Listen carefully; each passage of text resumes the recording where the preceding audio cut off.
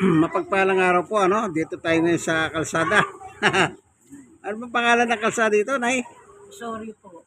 Osorio Street. Ito, Barangay 97. Barangay 97. Ito yung dating chairman ng 97. Asan ba? Ayan.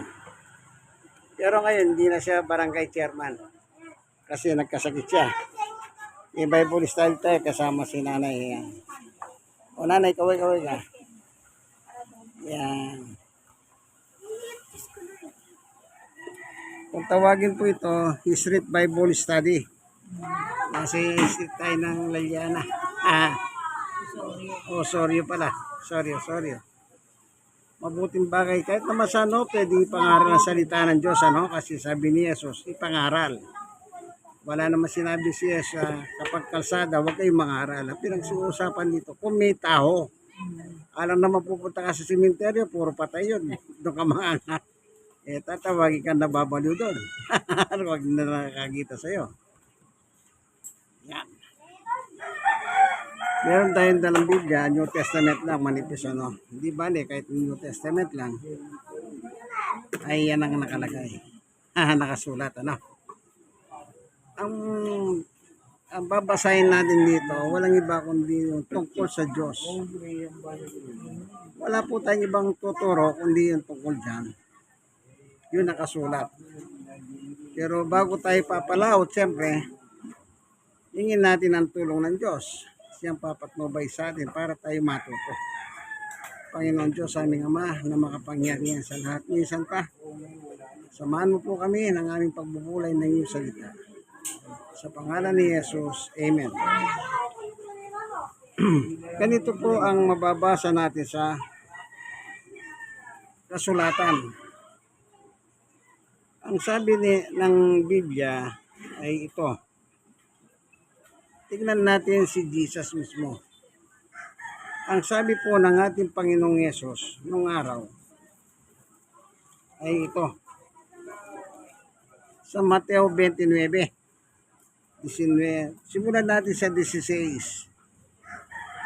Ang 11 alagad ay nagpunta sa Galilea. Sa bundok na itinuro sa kanila ni Jesus. 17. Nang makita nila si Jesus, sinamba nila, bagamat may ilang nag-alinlangan.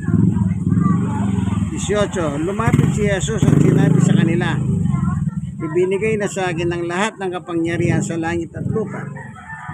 19. Kaya tumayo kayo at gawin ninyong alagad ko ang lahat ng bansa. Bautismuhan ninyo sila sa ngalan ng Ama at ng Anak at ng Espiritu Santo. Verse 20. At turuan sumunod sa lahat ng ipinag-uutos ko sa inyo. Tandaan ninyo, ako'y laging kasama ninyo hanggang katapusan na sa libutan. So, ang utos dito, yung mga magiging alagad ni Jesus. Alagad ni Jesus, specific kasi ito eh. O sabi niyo, kaya nga umayo kayo at gawin yung alagad ko. Yung mga magiging alagad ng ating Panginoong Yesus, ang sabi ni Yesus, turuan ninyo silang sumunod sa utos ko. Kasi pag alagad ka ni Yesus, ibig sabihin, ang Panginoon mo si Yesus. At kung si Yesus naman ang Panginoon mo, siya rin ang dapat masunod sa buhay mo. Hindi po ba ganon? Parang, halimbawa ngayon, nagtatrabaho ka sa Manila City Hall, ang mayor si Yorme. Kung ano sinasabi ni Yorme, bilang mga empleyado ng City Hall, kailangan sumunod kayo, di po ba? Dapat kayo sumunod kasi siya po yung namumuno ng Maynila. Ganon din po sa ating Panginoong Yesus. Kapag ikaw ay gusto mo na maging alagad niya, kailangan sundin mo siya. Di po ba ganon? Ngayon, ang utos ng Panginoong Yesus, ito po ang sabi niya, ipangaral. Ipangaral. Ang alin ang pangangaral? Yung salita ng Diyos sa mga tao. Kaya nga po ito lugar namin, kalsada ito. Osorio. Para maniwala kayo.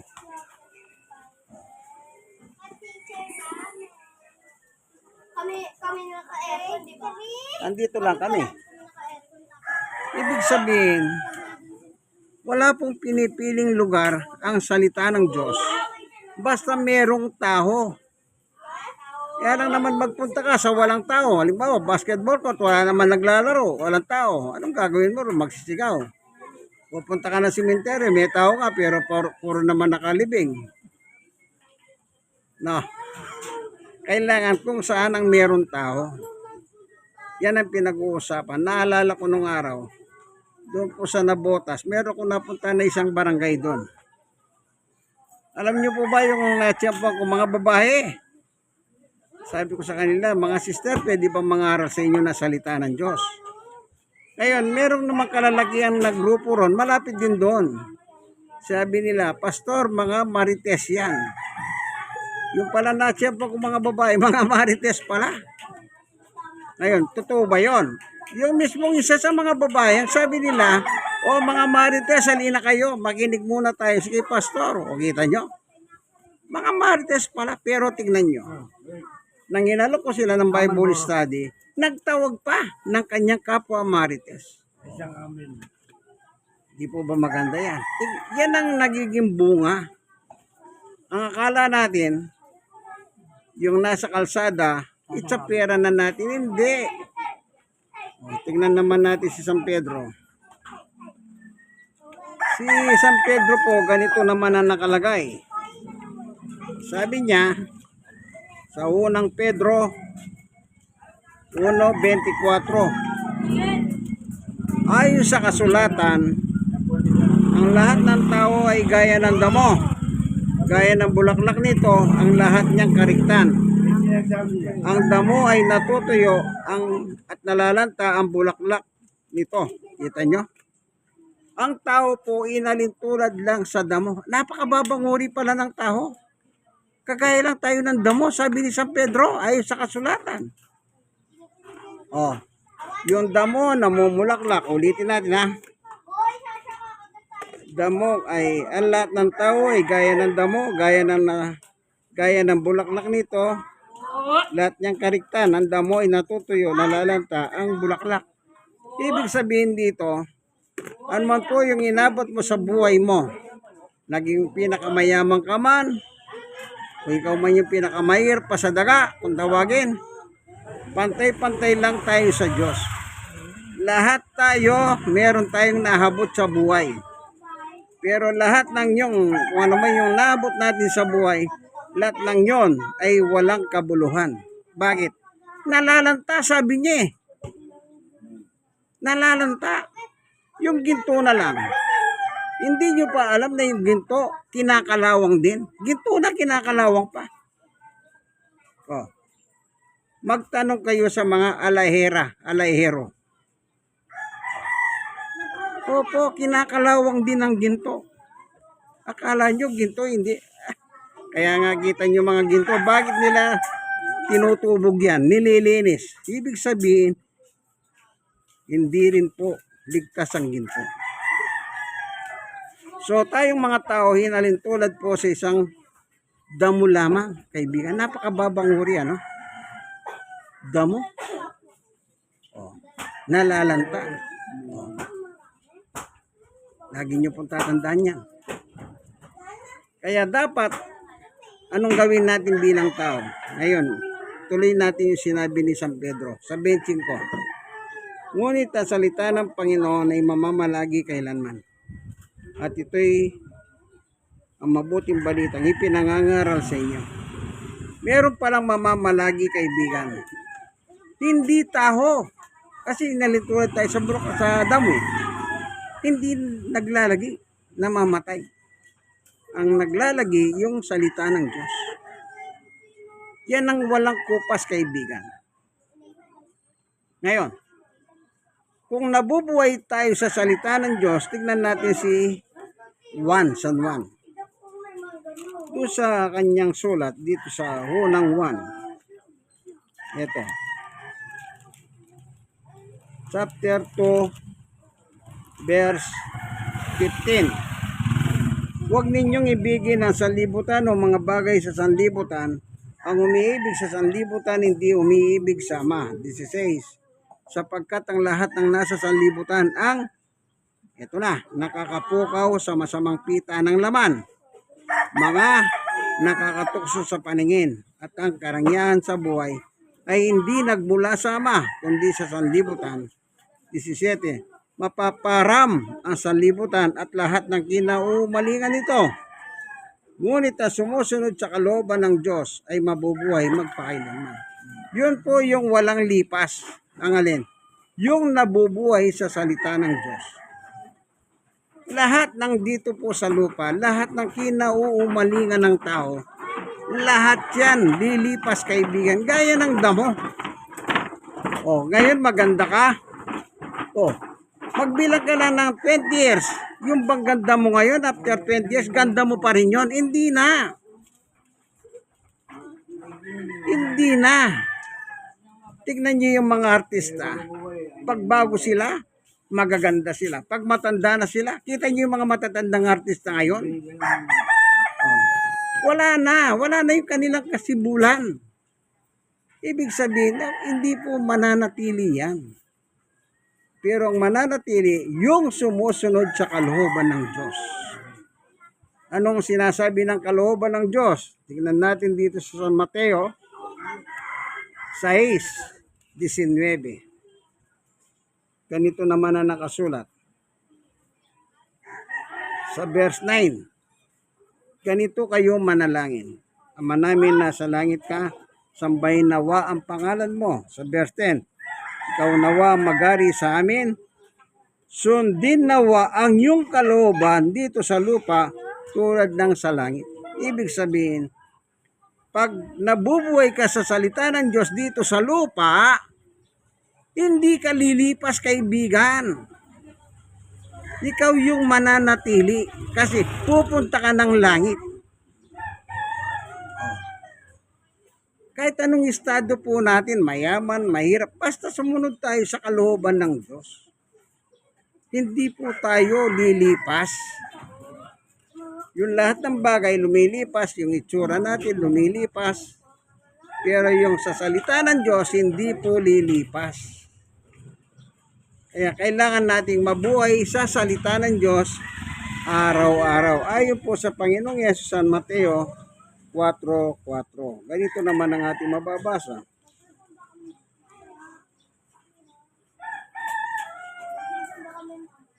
Ngunit sumagot si Jesus na susulat, hindi lamang sa tinapay nabubuhay ang tao, kundi sa bawat salitang namumutawi sa bibig ng Diyos.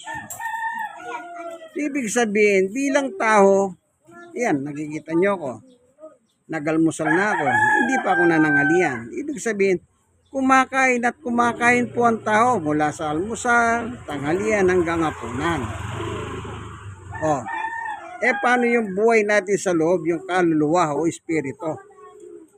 Yun po yung nabubuhay sa salita ng Diyos. Kasi ang salita ng Diyos, yun po ang pagkain ng ating kaluluwa. Tandaan nyo, sabi ni Jesus sa 1:63, nang sinangangaral dito sa lupa, ganito ang kanyang pinahayag. Dito sa 1:60, narinig ito ng kanyang mga alagad at marami sa kanila nagsabi, mabigat na pananalita ito. Sino makakatanggap nito? 61. Alam ni Jesus, nagbulong-bulungan ang kanyang mga alagad tungkol dito. Kaya sinabi niya, dahil ba rito'y tatalikuran na rin ninyo ako? 62. Gaano pa kaya kung makita ninyong umakyat ang anak ng tao sa dati niyang kinaroroonan? 63. Ito na po. Ang Espiritu ang nagbibigay buhay. Hindi ito magagawa ng laman. Ang mga salitang sinabi ko sa inyo ay Espiritu at buhay. Yan. Yan po yung spiritual life. Kaya dapat tayong mabuhay sa salita ng Diyos kung paano tayong nabubuhay sa pagkain araw-araw. Dapat hindi lang po tayo nabubuhay sa pagkain araw-araw. Dapat ipinamumuhay natin ang salita ng Diyos sa araw-araw. Yun po, ipamuhay mo, kaibigan. Yun po yung buhay mo. Kung talagang mananampalataya ka kay Jesus, sundin mo si Jesus. Kaya nga sabi niya, gawin yung alagad ko ang mga tao eh. Kaya ngayon, gusto mo maging alagad, ayaw mo naman sumunod sa kanya, ano yan? Kaya kapag naging alagad ka na, automatic, yung gusto ng amo mo, yun ang sinusunod mo. Hindi po ba pag nag-apply ka ng katulong, ang sabi ng amo mo, ako ang amo, ikaw yung katulong. Kung ano sasabihin ko, yun lang ang susundin mo. Kasi ako nagpapasweldo sa'yo. Kaya subukin mo sumalangsang sa amo mo pag hindi kanya tatanggalin. Hindi po ba? Kaya may mga ganyan nangyayari. Kaya kung gusto natin maging totoong alagad ni Jesus, anong gawin natin? Sumunod sa Kanya. Ngayon, hanggang saan? Hanggang malagutan tayo ng hininga. Ang pagsunod, hanggang sa nabubuhay tayo. Hindi po pwedeng para tayong OFW. Ano yung ibig ko sabihin? Kontrata. Halimbawa, 2 taon ang kontrata mo sa abroad. After 2 years, uwi ka na, tapos na ang kontrata mo. Yun ang may kontrata. Pero sa salita ng Diyos, hindi po kontrata yan. Pagsunod, kasi sabi niya, narinig nyo naman, Mateo 6:11, ay Diyos, sundin ang kalooban mo dito sa lupa, Ama namin nasa langit ka. Ibig sabihin, hanggat nabubuhay po tayo, sumunod na lang po tayo sa Diyos. Alam nyo, mas maganda talaga yung sumunod tayo. Isipin nyo ito meron kang anak, halimbawa, meron kang anak na 6. Yung 5, masunurin sa'yo. Eh, yung isa, ano yun, hindi masunurin. Sa tingin mo, kanino ka matutuwa? Doon sa sumusunod o doon sa isang natitirang ayaw sumunod sa'yo? Maging ang Diyos man po, ganon. Pagamat mahal tayo ng Diyos, pero mahal ng Diyos yung sumusunod sa Kanya. Kasi pag hindi ka sumunod sa Diyos, sa Kanyang ipinag-uutos, magagalit siya siyempre. Amas o sa tatay mo, nanay mo, subukin mo wag mo sumunod sa kanila, hindi ba magagalit sila? Ano yon? Halimbawa, 2 kayong magkapatid. Yung isa, kada utos ng tatay mo, kada utos ng nanay mo, sunod lang na sunod. Sa tingin mo, kanino masaya ang nanay tatay? Dito sa masunurin. Parang tupa kambing lang yan. Yung tupa, pupunta sa langit. Yung kambing, pupunta ng impyerno. Kaya kasi hindi masunurin eh. O tingnan nga natin, ano? Dito. Sa 25 ng Mateo. Tingnan nyo po, pakinggan nyo lang. Napakaganda sinasabi rito. Sa verse 31. Darating si Jesus bilang hari, kasamang lahat ng anghel, at luluklok sa kanyang maringal na trono. 32. Sa panahong iyon, matitipo sa harapan niyang lahat ng tao. Lahat ng tao pala matitipon. Sa harapan niya. Sila'y pagbukod-bukorin niya tulad ng ginagawa ng pastor sa mga tupa at kambing. Yan. Ano daw ang tao? Tupa at kambing. 33. Ilalagay sa kanyang kanan ng mga tupa. Tandaan nyo, tupa sa kanan. At ang kaliwa ang mga kambing. 34. At sasabihin ng hari, sasabihin ni Jesus, na nasa kanan yung tupa. Ito na, maganda ito. Pumasok na kayo at maniran sa kahariang inihanda para sa inyo mula pa ng likhain ng sanlibutan. Meron palang kahariang inihanda ang Diyos bago pa likhain itong mundo. At ang papasok lamang doon ay yung mga tupa. Tupa lang ang papasok doon sa kaharian ng langit. Sino ba yung mga tupa? Dito sa chapter 10 ng 1. Ganito ang sabi ni Jesus. Chapter 10 ng 1. Sa 16. Mayroon akong ibang tupa na wala sa kulungan ito. Kinakailangan sila'y alagaan ko rin. Pakikinggan nila ang aking tinig, sa gayoy magiging isang kawan at isang pastol. Oh. Ano daw yung tupa? Kawan. Meron silang pastol. Sino yung pastol nila? Si Jesus. Si Jesus po ang tagapangalaga ng tupa.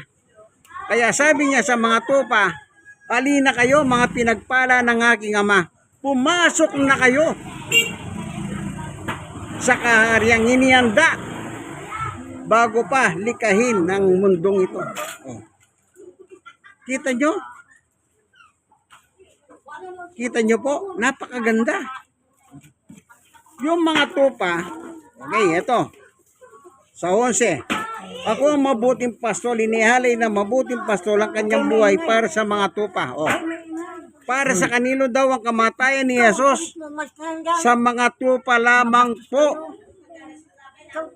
Sa mga tupa lamang. Oh. Kasi, ako ang mabuting pastor, kung paano nakikilala ko ang ama, siya'y nakikilala ko. Gayon din naman nakikilala ko ang aking mga tupa at ako'y nakikilala nila. At inihalay ko ang aking buhay para sa mga tupa. Napakaliwanag po. Yung tupa kilala ni Jesus at yung tupa kilala nila si Jesus. At ano pa? Yung tupa sumusunod kay Jesus. Kaya sila lang po yung papasok sa kaharian ng langit. Eh yung hindi tupa, yung kambing. Doon po sila sa apoy ng impyerno. Sa Mateo 25:41. Doon po sila ilalagay ng Diyos kasama si Satanas. Eh bakit po? Hindi sila sumunod eh. Hindi sila sumunod. Anong trabaho nila? Mananalangsang sila sa kalooban ng Diyos. Tandaan po natin bilang mga tao, darating po ang araw, aharap tayo sa Diyos. Aharap tayo sa Diyos. Tandaan nyo yan, nakalagay sa Biblia yan. Lahat po tayo, masama't mabuti, mayaman, mahirap, may itsura, walang itsura. Lahat tayo aharap sa Diyos para tumanggap ng karampatang atol sa mga ginawa natin dito sa ibabaw ng lupa. Kaya nga sinabi niya, yung tupa, papasok sa kaharian ng Diyos. Yung kambing, papasok sa impyerno kasama si Satanas. Mamili po kayo kung saan nyo gustong pumasok. Sa langit o sa impyerno. Yan pong iiwan kong tanong sa inyo. Kayo na po balang magpasya, sarili nyo po yan. Ito po inyong kaibigan, Brother Manny Bautista. Dito po tayo sa Barangay 97. Dito po tayo sa Osorio Street. Ang tawag dito, Street Bible Study. Kasama po natin si Nanay at saka si dating Chairman Guillermo Saldaña. Sige po, hanggang dito na lamang. God bless po sa inyong lahat. Sana meron po na kayong natutunan. Bye-bye po.